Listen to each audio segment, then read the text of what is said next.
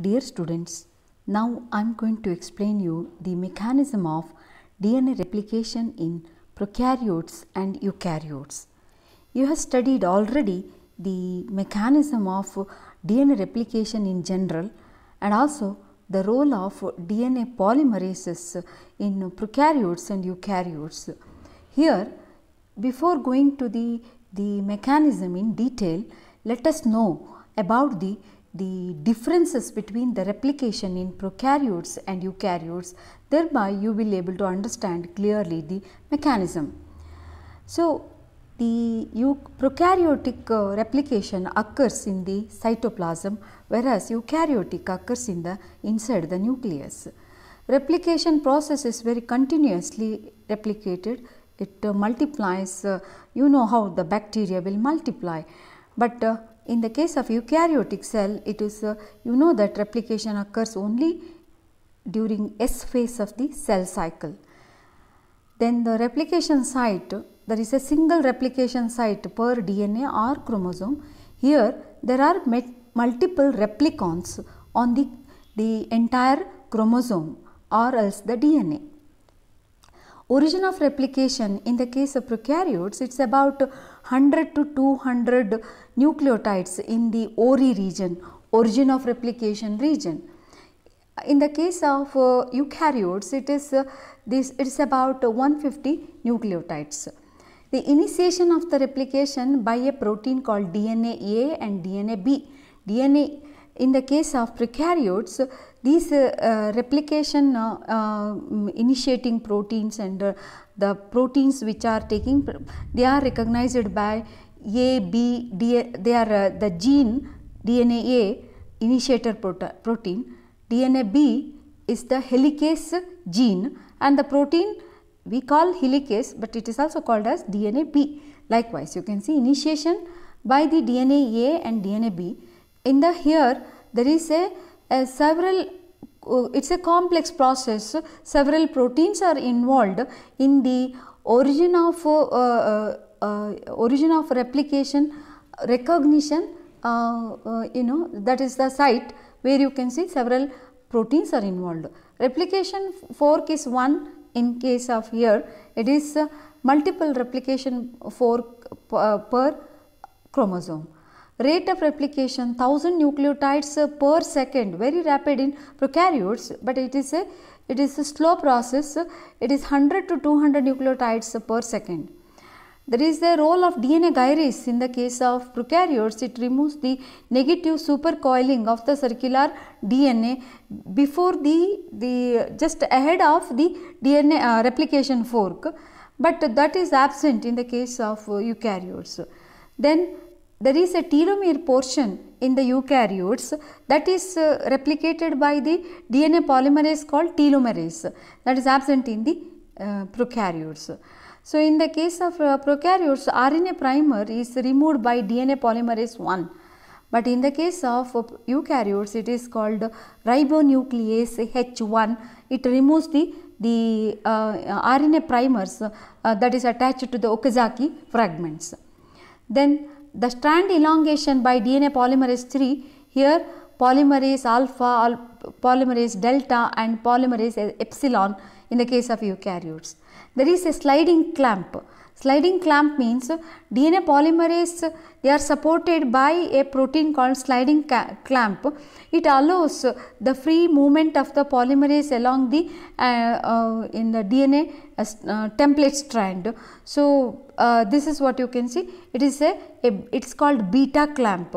In the case of eukaryotes, it is called the proliferating cell nuclear antigen pCNA. Replication products here two circular DNA molecules in case of prokaryotes. In case of eukaryotes, it is the two sister chromatids of the chromatin. Before the replication, the chromatin having only one DNA, it is having only one chromatid. After S phase, the DNA will having the two chromatids. You know you studied all this. Let us go in detail about the mechanism of replication in prokaryotes. You know the DNA, the chromosome or else the genetic material in the case of prokaryotes is the circular DNA. Single circular mechanism of replication in prokaryotes studied in detail in E. coli, and whereas in the eukaryotes it is studied, the processes mechanism is studied in yeast cell.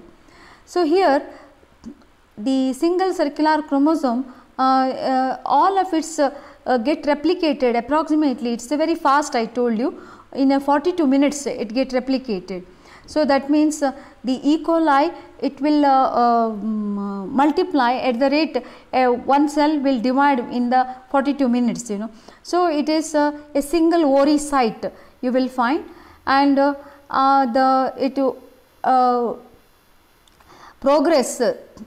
replication progress bidirectionally in the from this point, that is called origin of replication. Specific nucleotide sequences are called origin of replication. It contains a specific nucleotide sequence, it is AT rich region. So, it is, that is why it is called ORI. E. coli has a single ORI and called ORI-C, it is called ORI-C on its DNA. The origin of replication is about, this ORI site is about 245 base pairs in E. coli, and it is AT rich sequence. AT means adenine pairs with the thymine, because there are only 2 hydrogen bonds here. So, it is easily broken by the helicase in the beginning to form the replication bubble or replication fork. So, you will find, so this is the region for this ORI region, DNA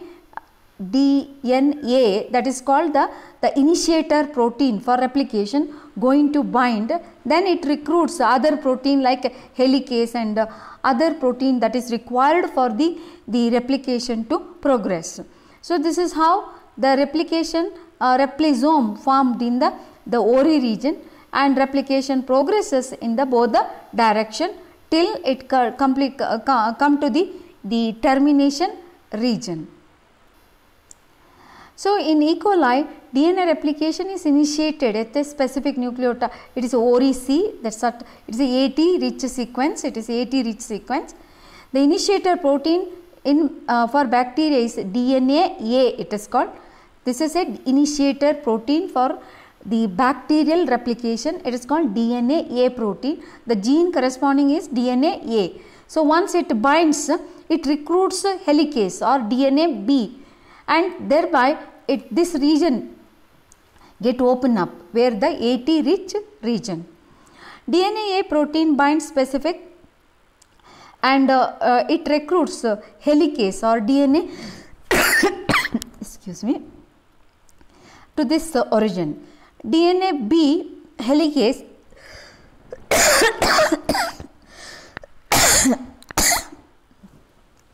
and DNA-C join the DNA and DNA. So, DNA-A recruit DNA-B, that is helicase, okay. This is DNA-A, it recruits helicase, so that this region is get opened up, that is by the breaking of the hydrogen bonds. Then there is also a DNA-C. So, this DNA-C and further it recruits or once it attracts other proteins which are required for the replication, DNA replication. So, then formation of replication fork is it is immediately once this opened up, immediately you know all this process, it is immediately it is strengthened by single strand DNA binding protein SSB. Single strand DNA binding protein binds the complex, stabilize the single strand DNA. The single strand are kept separate by single strand binding protein. All these years studied the similar, you know. Then helicase unwinds the helix. The topoisomerase is called DNA gyrase. It is with the aid of this. This is removes the negative supercoiling. Then DNA-B recruits primase. It is called DNA-G. The primase, you know, it is the enzyme important for the synthesis of RNA primer. So, then it also RNA polymerase 3 holoenzyme, The holoenzyme means RNA polymerase apoenzyme associated with the magnesium cofactor. So that is what you can see. So this the entire replication machinery is built up now for the DNA replication. Now replication 100 nucleotides per second added, quite rapid. A single DNA polymerase 3 catalyzes both leading strand and lagging strand synthesis of the DNA. After synthesis of lagging strand, Okazaki fragments. So all this you have studied. So the DNA polymerase 1 separate the RNA primer. The Okazaki fragments are joined by the enzyme DNA ligase, which forms the phosphodiester bond between 3' OH with that of the 5' phosphate. All these you have studied. So here the important one is just to see this, there is a sliding. So this is a DNA polymerase. It is with the associated with a sliding clamp or a ring shaped protein, binds and holds the DNA polymerase 3 in the place at it continues to add nucleotides. So wherever the DNA polymerase 3 you will find a sliding clamp. So this DNA primers are removed by the exonuclease activity of DNA polymerase 1. Then it is filled by deoxyribonucleotides. All this you know that if there is a nick that remain, newly synthesized DNA, previously synthesized DNA are sealed by the enzyme DNA ligase, thereby the process is going to be completed. See here in this animation you will able to see how the dotted one is the newly formed one, the newly synthesized DNA. So how it is now separate the circular DNA. So this elimination clearly it is the replication proceeded, and you can see this. So the once protein assembled at replisome, replication progress bidirectionally, you have seen it. Proteins of replisome undergo programmed disassembly once there is when this comes to the end, this region. Now there is a termination region, the replication has to be terminated. It is the site called TER site, TER, and it is bound by a protein called TUS protein that create replication fork traps, so that after completion you will find, so this proceed and it come to this region. Then what happens, you can see the newly synthesized genome are separated. So these are the daughter cell genome and segregated to the daughter cell. So whereas in the how about the mechanism of replication in eukaryotes? So eukaryotes genomes are complex and larger in size than prokaryotic genome. So the replication of each linear DNA molecule in a chromosome starts at many regions. You know, many replicons you have studied, you can see. So there are many replicons all along the length of the chromosome or the length of the DNA of a chromosome. So it varies between 30 base pairs to 300 kilo base pairs. Remember, 300 kilo base pairs. So that is the size of the replicon. So it in a replicon there will be two replication fork, you will find it continues in the bidirectionally. So replication starts at many replicons. In human genome, just imagine 6 billion base pairs are replicated during a phase of the cell cycle. Humans have 1 lakh origins of replication. So this you will find here the electron micrograph, you will able to see the replicons, you will able to view electron micrograph. So eukaryotic DNA replication is very complicated process. It differs from prokaryotes because it involves several enzymes and the proteins. You have seen just a DNA polymerase, 14 varieties of DNA polymerases. Eukaryotic DNA differ in sizes because you know the chromosome size will differ and there are many chromosomes. So it is and it is a linear DNA, okay, and it ends with the telomeric portion. Then eukaryotic DNA undergoes distinctive package, and after the it is packed with histone, octamer and all this you have studied. So it is all these are the complexity with respect to the replication of eukaryotes. Then replication is very highly regulated. You have seen cell cycle regulation last semester, where you can see the every phase from transition from G1 to S phase. It is there are checkpoints. If G1 phase all the necessary protein required for replication gets synthesized, arranged, then only the cell will move on to the S phase. Otherwise, it will be remain in the G1 phase. There will be checkpoints. There will be you can see P21 protein, and all this you have studied cell cycle regulation in the last semester. So there are external signals. They activate the synthesis of the cyclins. Cyclins form the the cyclin dependent kinase.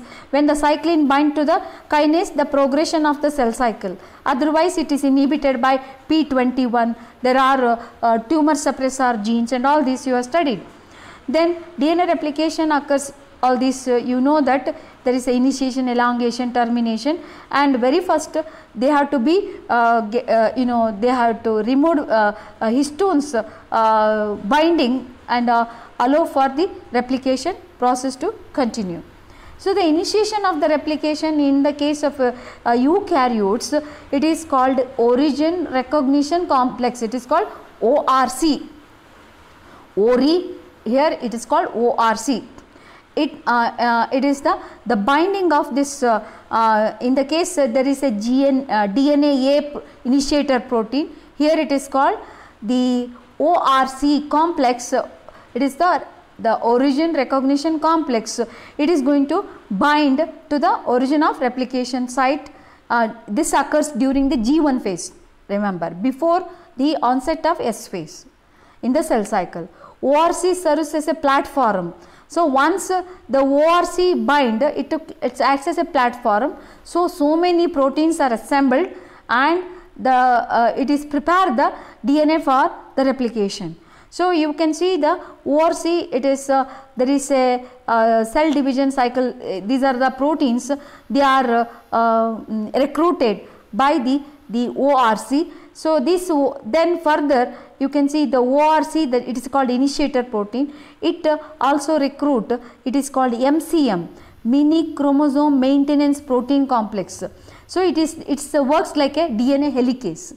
So it is a DNA B in the case of prokaryotes. Here it is called MCM. So all these are the ones, the multi protein complex. You will find it's a hexamer. The MCM, this is MCM, is it opens up the DNA double helix. So all these replicative complex assembly occurs in the G1 phase prior to S phase. If all these are ready, next the cell will be move on to the next phase. So that cyclin binds to the cyclin dependent kinase CDK, so that the cell move on to the S phase. During transition from G1 phase to the S phase, protein transform the pre-replication complex, this is called pre-replication complex, into the active replication fork. So recruiting other proteins required for replication.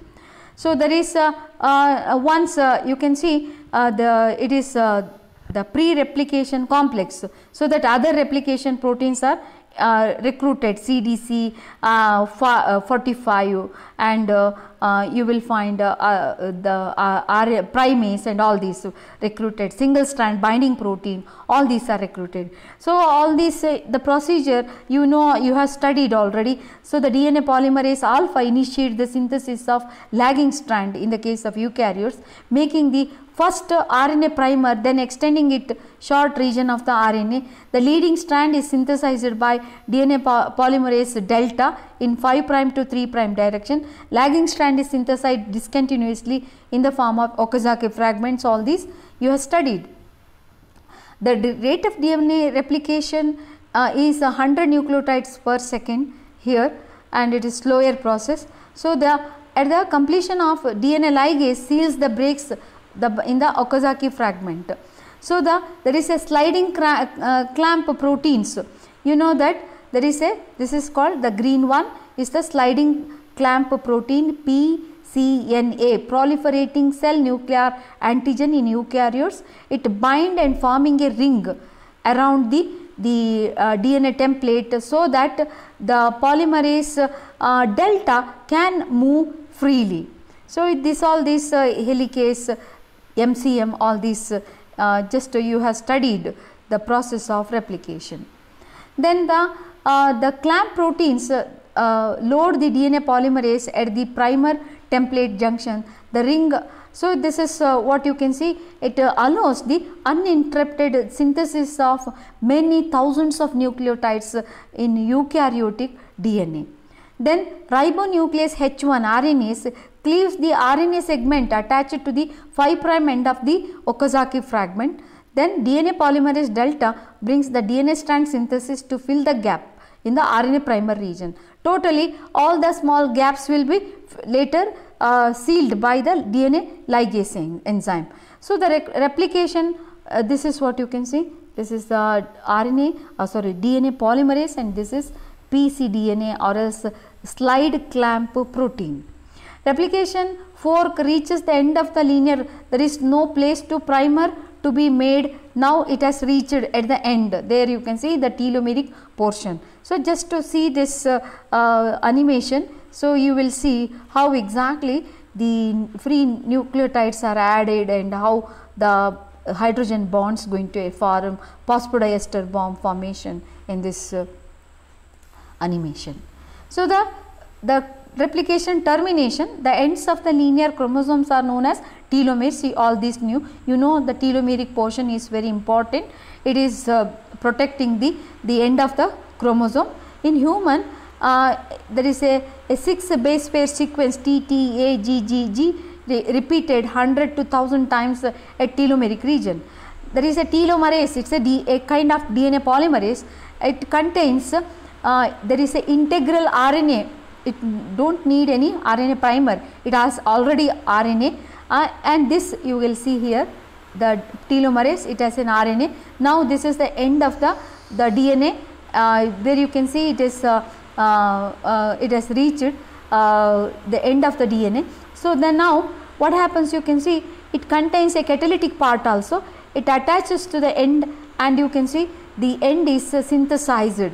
So, it on this 3 prime, next it shift to the other region. Sufficiently the telomeric region is the ends of the chromosomes are replicated by this action of telomerase.